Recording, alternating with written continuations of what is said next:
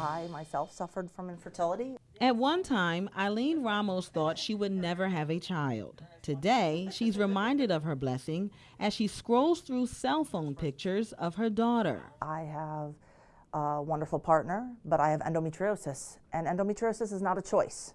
It is a disease. To beat it, she had to seek help from a fertility doctor, and she's not alone. So I have PCOS. That's 1 in 10 women have polycystic ovarian syndrome, which one of the biggest symptoms of that is infertility. Marissa Reeder, along with her husband Steve, quickly discovered that in order to have their baby, many insurances don't cover fertility care services.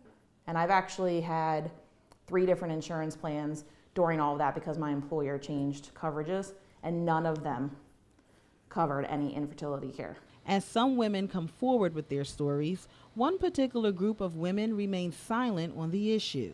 Traditionally, we think it's not our struggle. Rhonda Wright, a physician assistant at Reproductive Associates of Delaware, hopes that will change in the Black community. We have to have conversations. We're talking about politics, we're talking about everything else.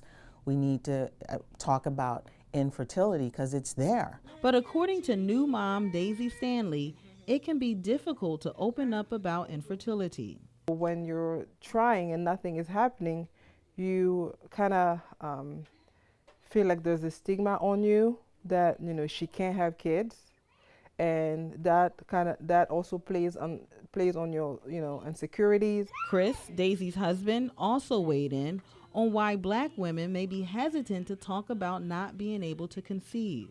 One thing about the African community as well, just to take an outsider's perspective, is not only is there pressure about not to talk about it, but there's the pressure to produce.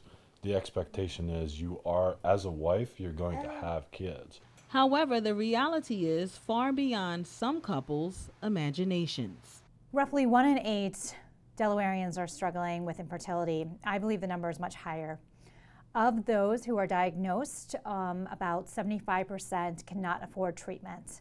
So they receive a diagnosis and have no means to pay for care.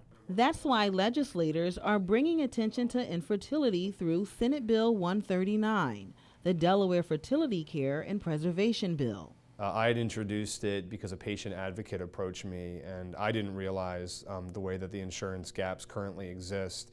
My wife and I were pregnant at the time and getting ready to have our first child.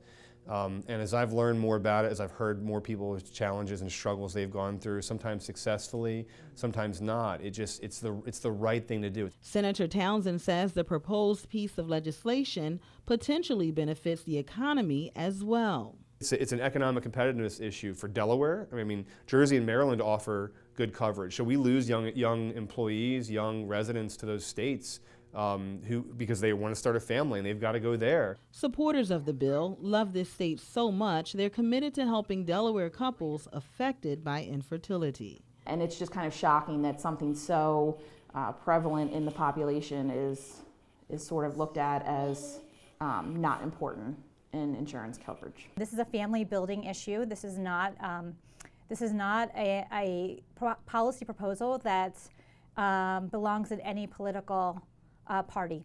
It is something that should unite us all.